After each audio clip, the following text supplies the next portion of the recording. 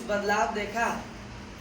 जब 3 महीने सारी फैक्ट्रियां बंद थी, गाड़ी वाहन सब चल नहीं रहे थे, सिर्फ जरूरी काम के लिए ही जो वाहन चलते थे उन्हीं से मात्र थोड़ा प्रदूषण होता था।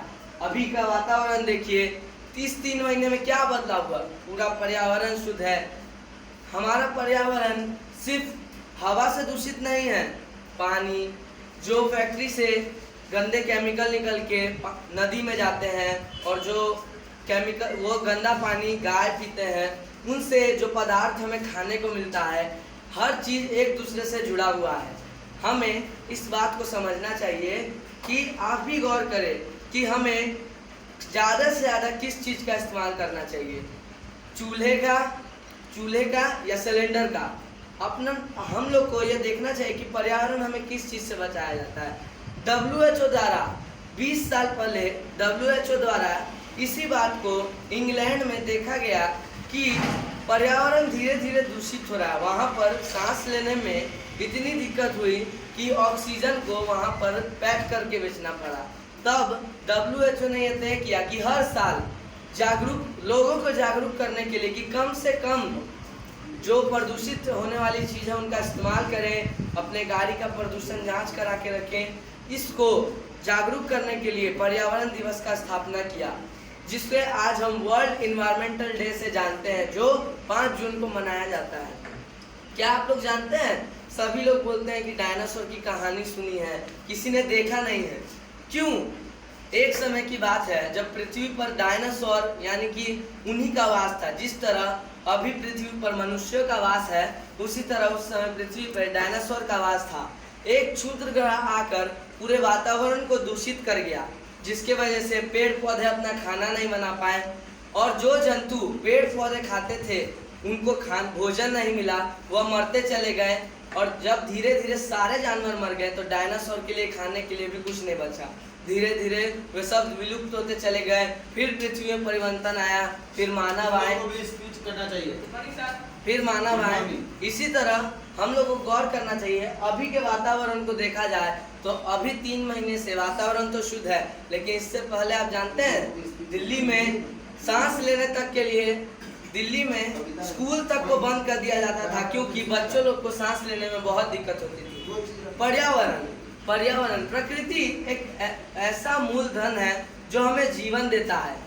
पूरी दुनिया में, पूरे ब्रह्मांड में पृथ्वी ही एक ऐसा जगह है जहाँ 5 तत्व यानी 5 प्रकृति एक साथ मिलकर जीवन तैयार करती है, जिसको मिट्टी, जल, धरती, पानी और आसमान बोलते हैं, यानी बादल। यह सब मिलके बायोस्फीयर यानी कि एक जीवित रहने वाला जगह बनाती है।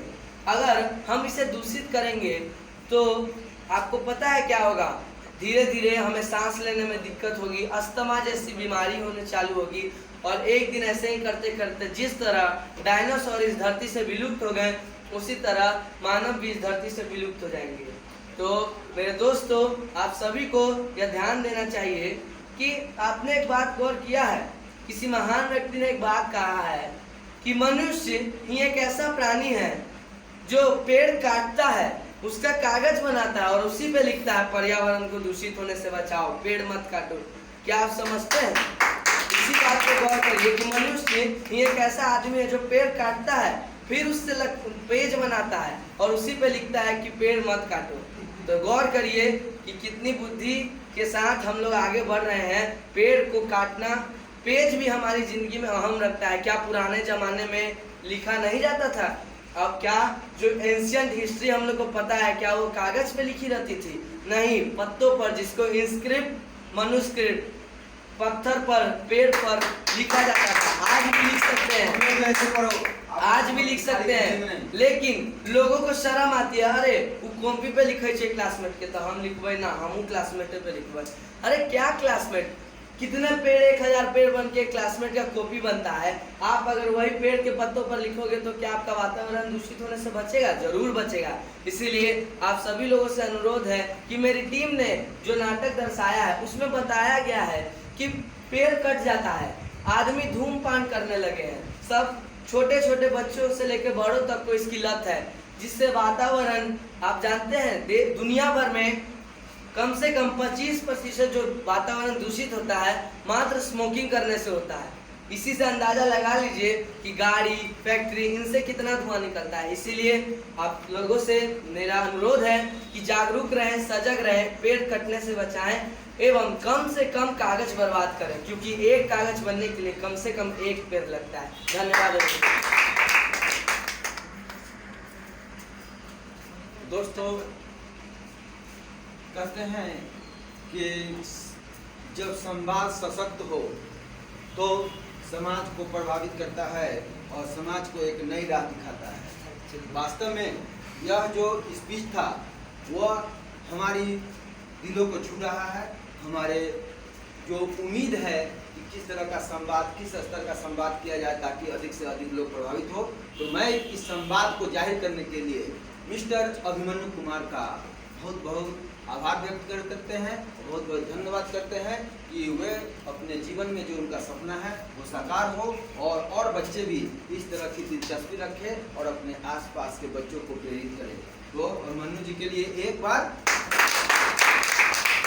समझ गए। तो अब आपके सामने एक और प्रस्तुत होगा और शायद उसके बाद कोई नहीं है। कौन है? कौन हम किसी कौन है? कोई हम बोलेंगे, बोलो ना। कौन? पोयम का नाम पोयम तुम बोलो। और कोई है? और कोई प्रोग्राम करेगा? नहीं? तो चलो अब अगेन अभिमन्यु कुमार एक पोयम लेके आ रहे हैं, तो सुनिए उनका पोयम। कहीं क्वेश्चन नहीं था, बस नहीं, अब नहीं याद नहीं करेगा तो नहीं याद बरोबर। अब उसके बाद क्या है, तो मेरा छोटा सा प्रोग्राम आएगा कि चलते चलते चलते चलते अपने ही अंदाज में हम आपके सामने कुछ मनन करने के लिए, कुछ गुनगुनाने के लिए, कुछ अपने दिल और दिमाग में हलचल पैदा करने के लिए कुछ छोड़ जाते हैं। तो लीजिए हमारी प्रस्तुति, और प्रस्तुति होगी उसी समय। ये है सीक्रेट। धन्यवाद मेरे मित्रों।